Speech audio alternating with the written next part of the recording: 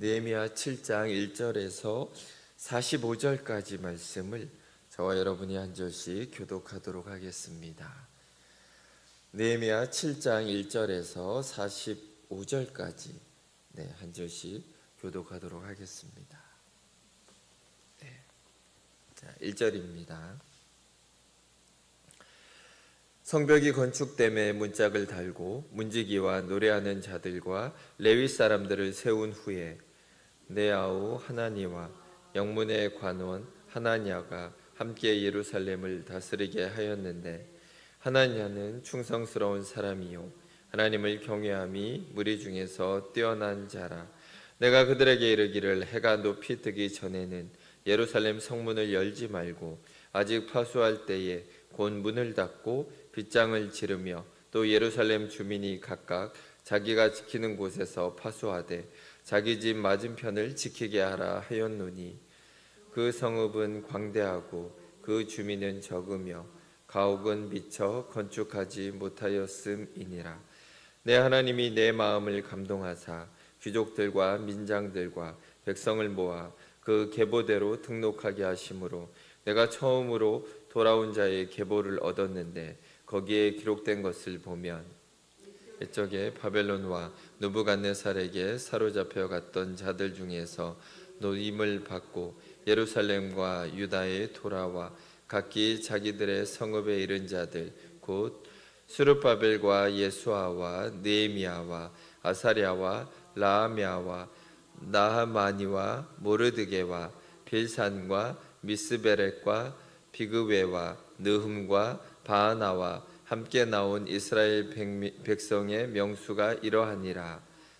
바로스 자손이 170명이요 스바디아 자손이 372명이요 아라 자손이 652명이요 바한 모압 자손 곧 예수아와 요압 자손이 2818명이요 엘람 자손이 1254명이요 삿두 자손이 845명이요 삭게 자손이 760명이요 빈누이 자손이 648명이요 부베 자손이 628명이요 아스가 자손이 2322명이요 아도니감 자손이 667명이요 비그웨 자손이 2067명이요 아딘 자손이 655명이요 아델 자손 곧 히스기야 자손이 98명이요 하숨 자손이 328명이요 베세 자손이 324명이요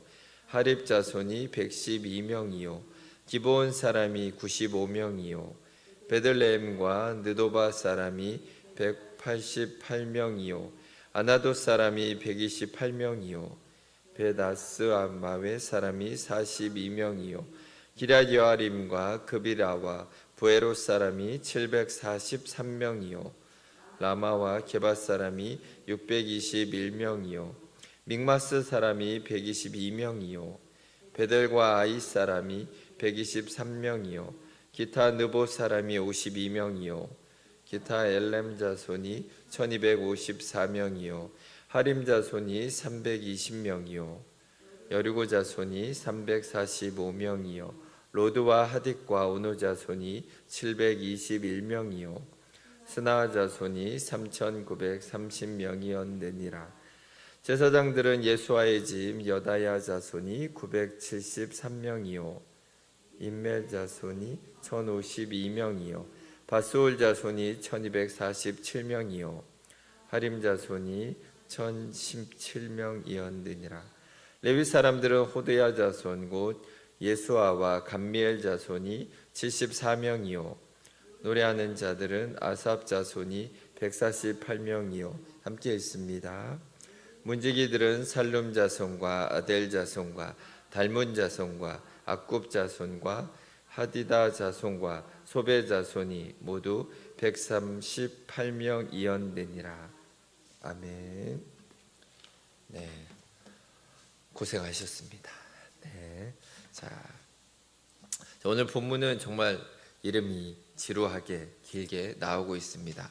원래 다 읽어야 되는데 너무너무 힘드실까 봐 제가 중간에 멈췄습니다. 자, 성경을 많이 읽으시는 분들도 이런 부분이 나오면 그냥 생각을 비우고 눈으로만 읽을 때가 많을 것입니다. 이런 말씀에서 어떤 의미를 찾거나 감동을 받거나 도전을 받으면서 읽는 것 자체가 쉽지 않기 때문입니다.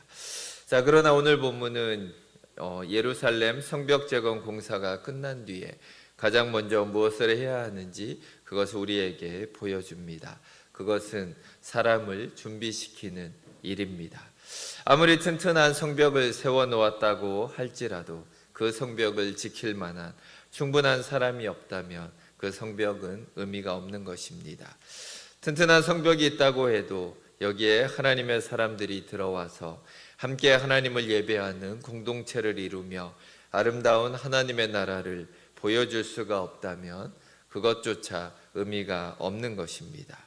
자, 그래서 이제 예루살렘 성벽 안에는 그 성벽을 지켜낼 사람을 세우는 것이 필요하고, 또한 그 성 안으로 언약 백성의 정체성을 회복하고 하나님의 백성답게 살아가는 하나님의 사람들로 채우는 것이 무엇보다 필요했던 것입니다.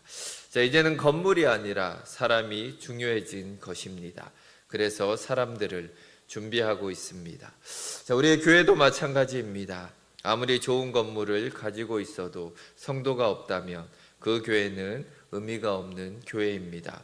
교회는 건물보다 결국 사람이 더 중요한 것입니다. 그래서 교회는 사람을 훈련시켜 일꾼으로 세우고 또한 사람을 변화시켜 하나님의 사람으로 세우는 곳이 진정한 교회라는 것입니다.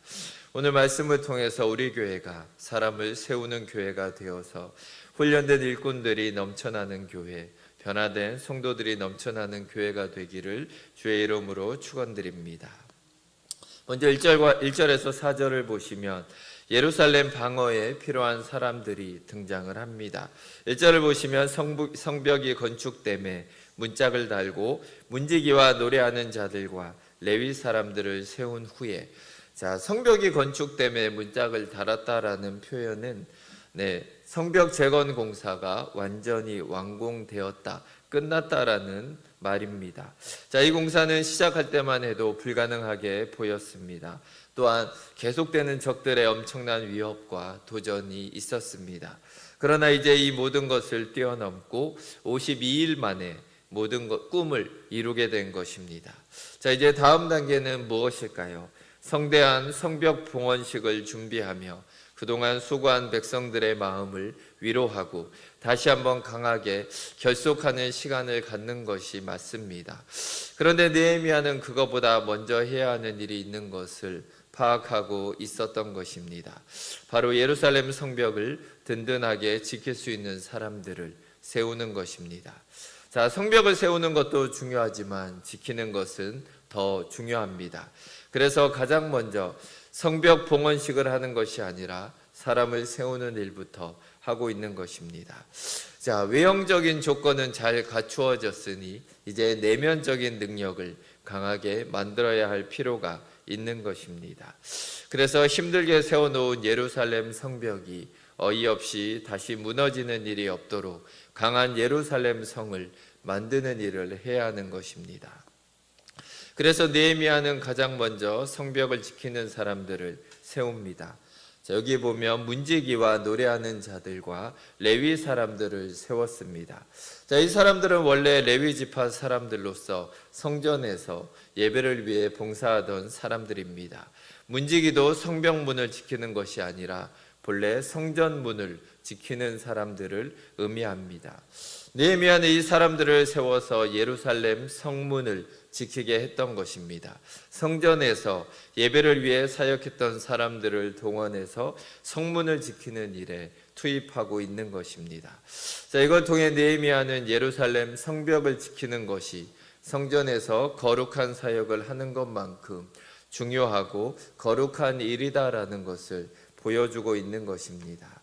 또한 2절을 보시면 내 아우 하나니와 영문의 관원 하나냐가 함께 예루살렘을 다스리게 하였는데 하나냐는 충성스러운 사람이요 하나님을 경외함이 무리 중에서 뛰어난 자라.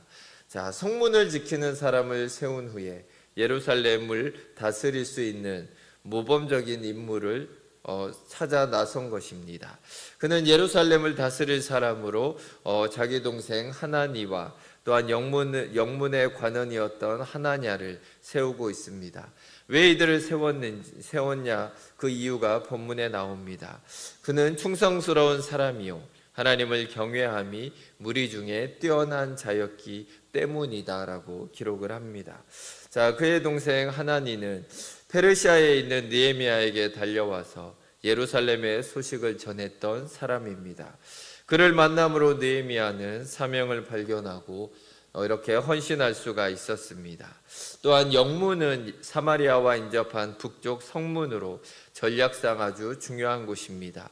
하나냐는 여기에 관원으로 있었는데 그것은 그가 유능한 사람이었다라는 것을 보여주고 있습니다. 자, 무엇보다 그는 충성스러운 사람이었습니다. 또한 하나님을 경외하는 사람이었다라고 기록을 합니다. 충성스럽다라는 말은 진실하다라는 의미입니다. 당시 이스라엘 내부에는 적들과 내통하며 거짓된 정보들을 흘렸던 고위 관계자들이 많이 있었습니다. 자, 이런 시대에 정말 그들과는 다른 믿을 수 있는 충성된 사람을 세우는 것이 무엇보다 필요했던 것입니다. 또한 그는 참되게 하나님을 경외하는 사람이었다라고 기록됩니다. 이것은 그가 하나님을 경외함으로 깊은 확신 가운데 사는 사람이었다라는 것을 말해줍니다. 자, 이제 예루살렘 성벽을 든든하게 지키기 위해서 이런 일꾼들이 필요했던 것입니다. 자, 중국에는 만리장성이라는 성이 있습니다. 여행을 갔다 오신 분들도 있을 텐데 역사적으로 만리장성은 4번의 큰 침입을 받았습니다. 그때마다 만리장성은 뇌물에 매수되어서 쉽게 성문을 열어주었다라고 합니다. 아무리 튼튼한 성벽을 쌓아놓아도 믿을 수 없는 사람이 거기를 지키고 있다라면 그 성벽은 있으나 마나한 것입니다. 정말 성벽을 든든하게 지켜내려면 그만큼 든든한 믿음의 사람을 그곳에 세워서 지키게 해야 하는 것입니다. 자, 3절을 보시면 내가 그들에게 이르기를 해가 높이 뜨기 전에는 예루살렘 성문을 열지 말고 아직 파수할 때에 곧 문을 닫고 빗장을 지르며 또 예루살렘 주민이 각각 자기가 지키는 곳에서 파수하되 자기 집 맞은편을 지키게 하라 하였노니. 자, 느헤미야는 성문을 지키는 사람을 세우고 또한 예루살렘을 다스리는 사람을 세운 후에 그들에게 행동 지침을 알려줍니다. 그는 사람만 세우고 그냥 알아서 하라고 내버려 두는 그런 지도자가 아니었습니다. 사람을 세운 후에 분명한 방향을 제시하고 분명한 사역을 할 수 있도록 이끌어주는 그런 지도자였던 것입니다. 그는 2가지를 지시합니다. 하나는 성문을 단속하는 일, 또한 또 다른 하나는 예루살렘 거민을 조직하여 성을 파수하는 일을 그들에게 맡기는 것입니다. 성문을 단속하는 일은 1절에 나오는 레위인들이 해야 하는 사역입니다. 또한 예루살렘 거민을 조직해서 성을 파수하는 일은 2절에 나오는 2사람이 맡아서 해야 할 사역이었습니다. 자, 먼저 해가 높이 뜨기 전에는 예루살렘 성문을 열지 말라고 명령을 합니다. 당시 대부분의 나라들은 새벽이 되면 성문을 열어 놓았습니다. 그러나 현재 예루살렘 성은 주민이 매우 적었기 때문에 혹시라도 새벽에 적들의 공격을 받으면 돌이킬 수 없는 상황이 발생할 수도 있기 때문에 해가 높이 뜬 후에 열어야 한다라고 지시를 합니다. 그리고 예루살렘 주민들이 각각 자기가 사는 곳에서 파수할 곳을 명령을 합니다. 특히 자기 집 맞은편을 지키라고 명령하고 있습니다. 전략적으로 중요한 곳은 공동으로 지키고 자기 집 근처는 자기가 지켜야 했던 것입니다. 모든 사람이 자기의 능력에 맞는 임무를 맡아서 예루살렘 성을 지키는 일에 동참했던 것입니다. 4절을 보시면 그 성읍은 광대하고 그 주민은 적으며 가옥은 미처 건축하지 못하였음이니라. 자, 느헤미야가 이렇게 할 수밖에 없었던 이유를 여기에서 말하고 있습니다. 예루살렘 성읍은 광대하고 그 주민은 적었고 가옥은 미처 건축되지 못했기 때문이었습니다. 자, 그러니까 당시 예루살렘 상황은 성벽이 파괴되어서 대적들로부터 수많은 침략을 당하고 있었기 때문에 많은 사람들이 성을 떠나고 없는 그런 상태였기 때문입니다. 자, 원래 바벨론 포로에서 가장 먼저 돌아왔던 사람들은 성전부터 건축을 했습니다. 그들은 성전을 건축하고 예루살렘 성에 정착하며 살았던 것입니다. 그런데 성벽이 없었기 때문에 주변 나라들이 수시로 쳐들어와서 약탈을 감행했습니다. 아무리 정착해서 살고 싶어도 도저히 살 수 없는 그런 환경이 예루살렘 성의 상황이었습니다. 그래서 많은 사람들이 예루살렘을 떠났습니다. 예루살렘보다 비교적 안전한 다른 지방으로 이주해서 살고 있었던 것입니다. 결국 예루살렘 주민은 적을 수밖에 없었고 집도 건축되지 못한 상태에 있었던 것입니다. 이런 상황에서 예루살렘 성벽을 지킬 사람들이 부족할 수밖에 없는 것입니다. 자, 그래서 이제 중요한 것은 성벽이 아니라 성벽을 지켜야 하는 사람들을 세우는 것이 중요한 것입니다. 성벽만 든든하게 세운다고 안전한 나라가 되는 것이 아닙니다. 우리가 세운 이 성벽을 우리가 지킬 수 없다라면 대적들이 들어와서 이 성벽을 빼앗아 갈 것이 뻔하기 때문입니다. 예루살렘 성벽을 재건하는 것은 일종의 부흥을 경험한 것입니다. 하나님의 능력을 경험했고 하나님의 역사를 경험했고 하나님의 기적을 이들이 경험한 것입니다. 그러나 하나님의 부흥과 기적을 경험하는 것보다 더 중요한 것은 우리가 경험한 그 은혜를 대적들에게 빼앗기지 않고 얼마나 잘 지켜낼 수 있는가 하는 것입니다. 그래서 교회는 건물이 중요한 것이 아니라 사람이 중요한 것입니다. 교회는 건물이 지켜주는 것이 아니라 사람이 지키는 것이기 때문입니다.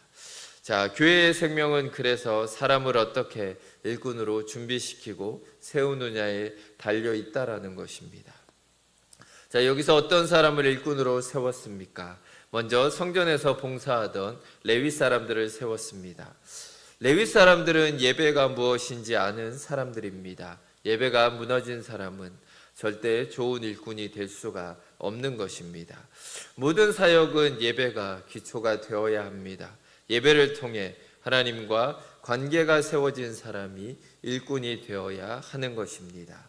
두 번째로 충성스러운 사람, 또한 하나님을 경외하는 사람을 세우는 것을 보게 됩니다. 충성스럽게 직분을 감당할 수 있는 사람, 그리고 사람을 두려워하지 않고 하나님을 두려워하는 믿음을 가진 사람을 세워야 하는 것입니다. 자, 이런 사람이 효과적으로 사명을 감당할 수 있도록 분명한 지침들을 제공하고 있습니다. 자, 오늘날 교회가 이런 일꾼들을 준비해야 되는 것입니다.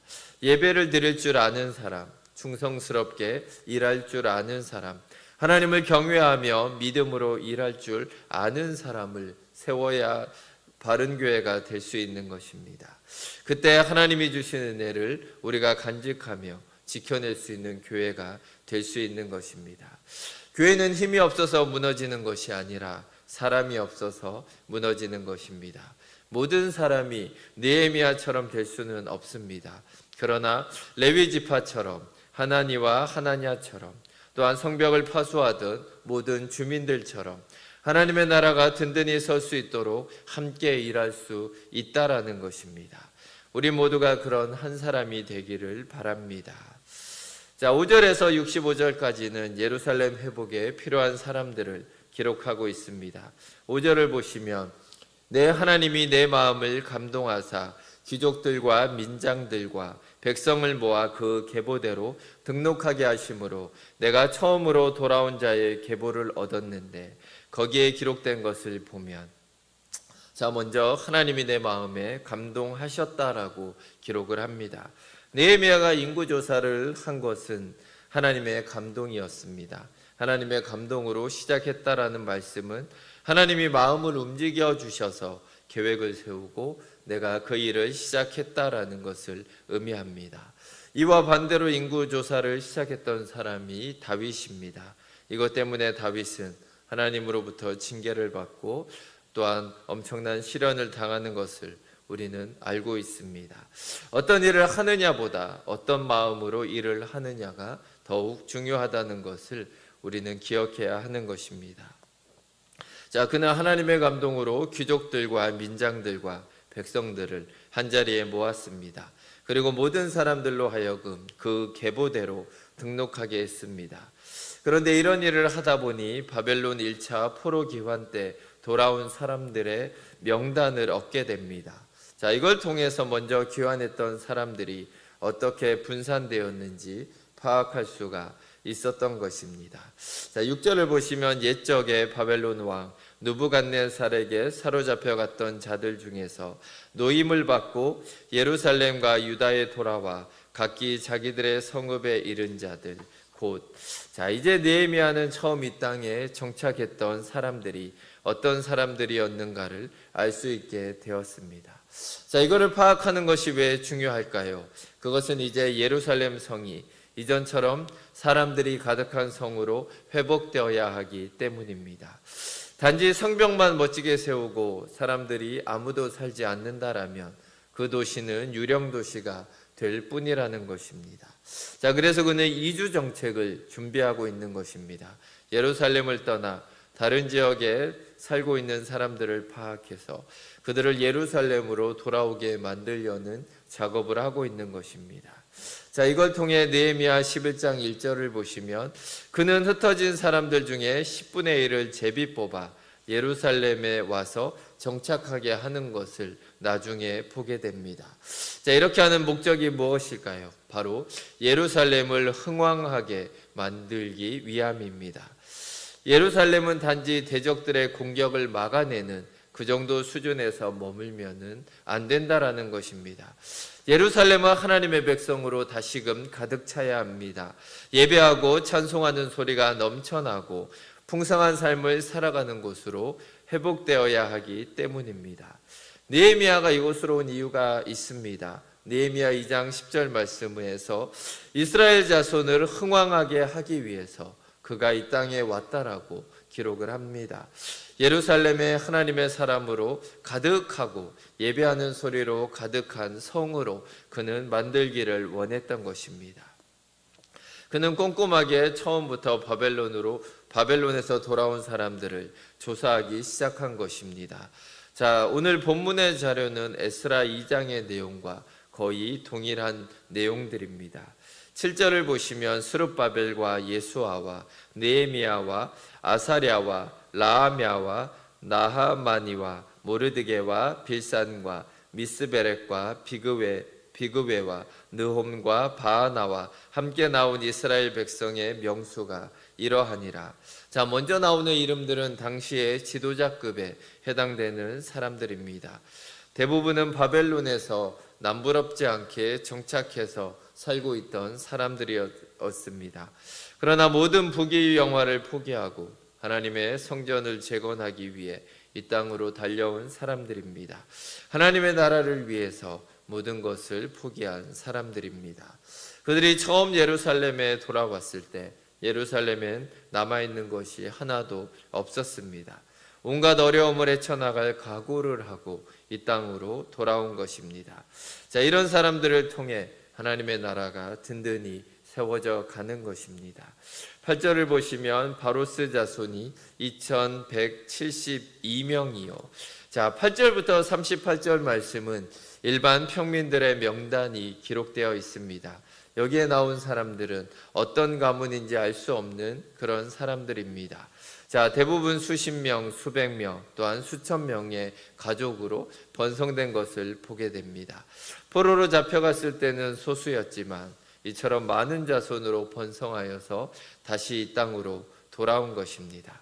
자, 이것은 우리에게 무엇을 보여줍니까? 그들은 고난의 때에 절망하지 않고 믿음으로 견뎌내고 번성하는 축복을 누린 사람들이었던 것입니다. 어려운 환경 가운데서 포기하지 않았고 하나님의 때를 기다리며 인내로 견뎌내는 삶을 살았던 사람들입니다. 자, 이것이 참된 믿음의 삶이라는 것을 그들은 보여준 것입니다. 자, 이것은 그들의 이름에도 잘 나타납니다. 12절에 엘람이라는 이름은 높은 장소라는 뜻입니다. 자, 13절의 사뚜는 사랑스럽다, 14절의 삭개는 순결하다, 15절의 빈누이는 세움을 받다, 17절의 아스갓은 갓은 강하다라는 의미를 담고 있습니다.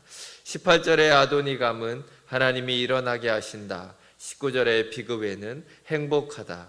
20절의 아디는 여호와께서 영화롭게 하신다라는 뜻입니다. 자, 이런 이름이 포로로 잡혀서 노예로 끌려가 살아가는 사람들의 이름으로 들리십니까? 자, 이들은 고난 가운데서도 믿음의 이름을 부르면서 믿음으로 살았던 것입니다.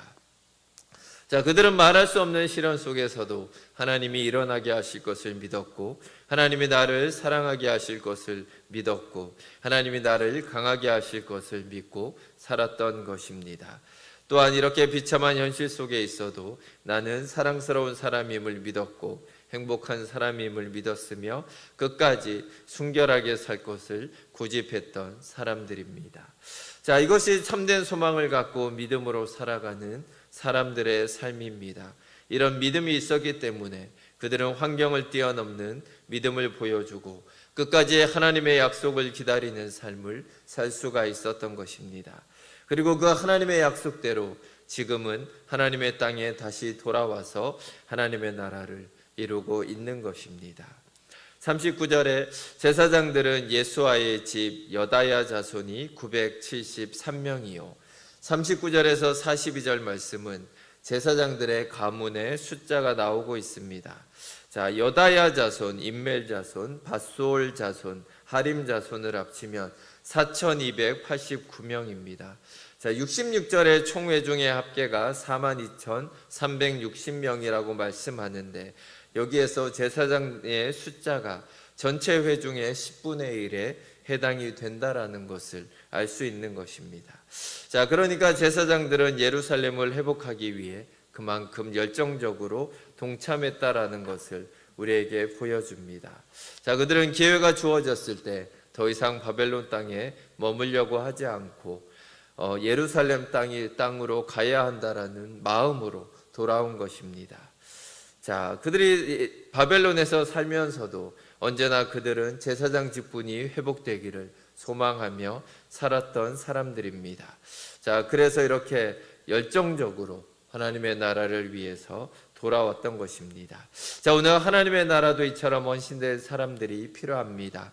기회가 주어졌을 때 핑계를 대고 도망가는 사람들이 아니라 더욱더 적극적으로 동참하는 사람들이 필요합니다. 세상에서 낙을 누리는 것보다 하나님의 나라를 위해 고난받는 삶을 선택하며 이 길이 가장 복되고 행복하다라는 고백을 하며 살아가는 사람들이 필요한 것입니다. 43절을 보시며 레위 사람들은 호드야 자손 곧 예수아와 감미엘 자손이 74명이요 43절에서 45절까지는 레위 사람들의 명단이 나옵니다. 자, 레위 사람과 노래하는 자들과 성전 문지기들이 있었습니다. 자, 노래하는 자들과 성전 문지기들도 레위 사람들이긴 하지만 다윗 시대 이후로 성전에서 제사장의 예배 사역을 돕는 일은 엄격하게 구분이 되어서 레위 사람들만 감당하게 됩니다. 자, 그런데 이렇게 성전 제사를 지원하는 사람이 겨우 74명만이 돌아온 것입니다. 자, 이렇게 되면 결국 예배 사역에 많은 어려움이 생길 수밖에 없는 것입니다. 헌신해야 하는 사람들이 헌신하지 않을 때 이처럼 많은 어려움들이 생기는 것입니다. 하나님이 주신 직분이 있다라면 그 직분에 맞게 헌신하는 삶을 살아가야 하는 것입니다. 46절을 보시면 느디님 사람들은 시아 자손과 핫수바 자손과 답바웃 자손과 46절에서 60절까지 말씀은 느디님 사람들과 솔로몬의 신하의 자손들이 등장을 합니다. 자, 느디님 사람들은 여호수아 시대 때 가나안 정복 전쟁을 하는 당시에 항복하고 노예가 된 기브온 족속의 후손들입니다. 주로 성전에서 물을 깃고 나무를 패고 또한 성전에서 노예가 되어 평생을 살아가던 사람들입니다. 57절에 솔로몬의 신하의 자손들도 솔로몬 시대의 왕궁을 건축할 때 징집된 이방 족속의 후손들을 의미합니다. 이들 역시 전쟁 포로였을 가능성이 높습니다.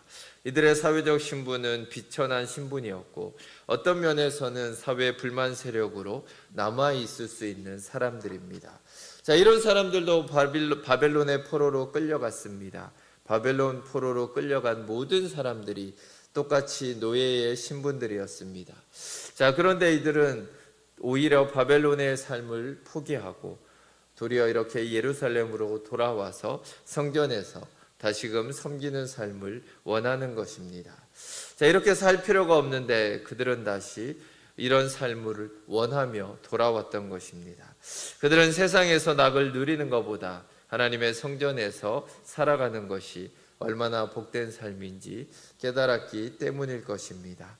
자, 하나님의 교회 안에선 이처럼 세상에서 얼마든지 부유하게 살 수 있지만 모든 것을 포기하고 하나님의 자녀로 헌신되어 살아가는 사람들이 있습니다.